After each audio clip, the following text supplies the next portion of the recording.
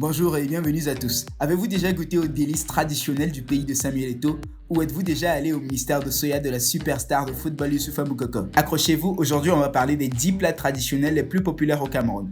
Regardez la vidéo jusqu'à la fin pour être informé de tout.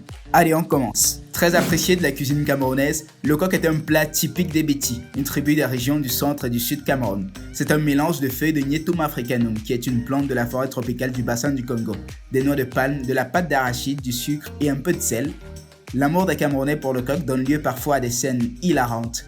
Le coq, c'est un plat que Dieu lui-même a confectionné. Il a mis dans l'intelligence de la première femme qui avait préparé ça. Parce que le coq, ça rend intelligent, ça rend beau, ça donne le sourire. C'est un antidépresseur, vraiment, le coq. Je recommande le coq, surtout le coq sucré là. Quelquefois, le coq est assimilé à la pizza des centristes et des sudistes. Avant de poursuivre, like la vidéo, abonne-toi et active la cloche de notification pour ne rater aucune de nos prochaines vidéos. On reprend. Le nkui est un plat traditionnel bamileke préparé à l'occasion de la naissance d'un enfant et servi à la mère.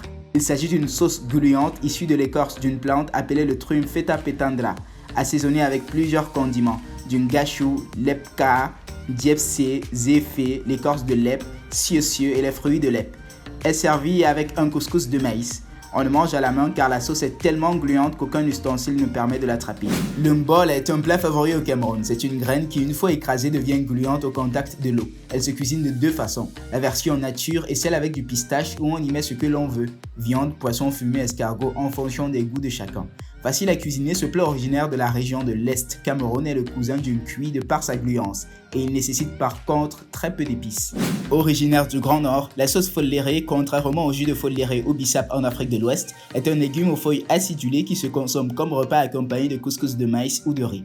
Sa cuisson prend en moyenne 90 minutes. Il est très apprécié par les cultures sœurs, tout comme la sauce lalo, dite nkeleng.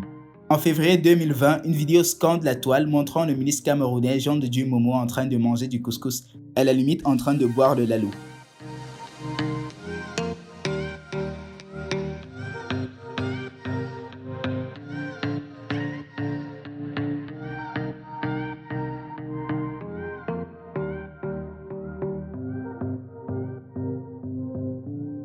Le nsanga est un mets très consommé dans les régions du sud, du centre et du littoral, particulièrement dans les ethnies Bassa et Béti. C'est un mets composé de légumes verts, feuilles de morel noires comestibles ou feuilles de melon, cuit avec du jus de noix de palme et du maïs. Parfois on y rajoute du sucre et du piment.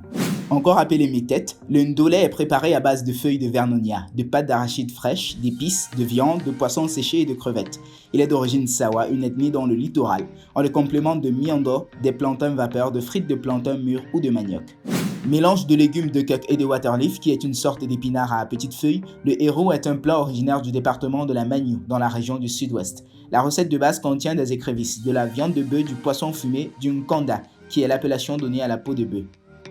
L'un des plats les plus populaires au Cameroun, le taro à la sauce jaune, qui est un plat bamileke issu du nord-ouest. Il se compose de taro pilé jusqu'à obtenir une pâte grisâtre, d'une sauce jaune à base d'huile de palme, des champignons, de la viande et d'épices.